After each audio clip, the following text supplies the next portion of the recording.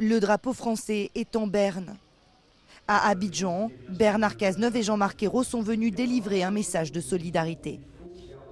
Nous avons des victimes, 4 Français, mais nous n'oublions pas les victimes ivoiriennes. Et face à ce drame, face à cette tragédie, c'est aussi un message de mobilisation contre le terrorisme. L'émotion de la communauté française est forte. Dans la résidence de l'ambassadeur, tous se recueillent à la mémoire des victimes de l'attentat.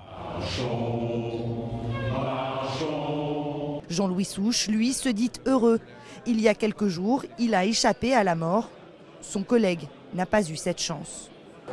On était tous les deux côte à côte. Lui a reçu une première balle.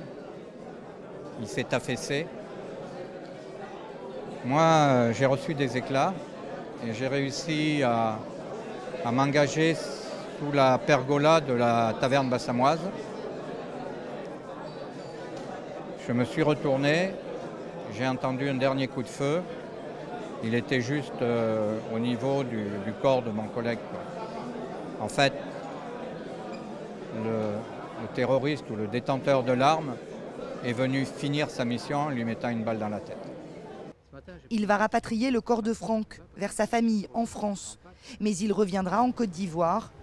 Une manière de défier les terroristes qui, selon lui, s'étaient donné une mission. Il cherchait du blanc.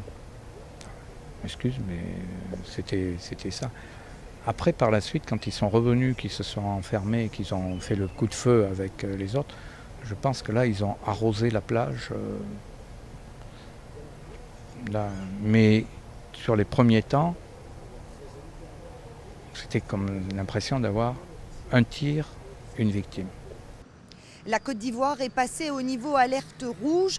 Le président Ouattara a annoncé une série de mesures sécuritaires supplémentaires dans les lieux sensibles, comme les hôtels, les ambassades, les centres commerciaux ou encore, comme ici, devant le lycée français d'Abidjan.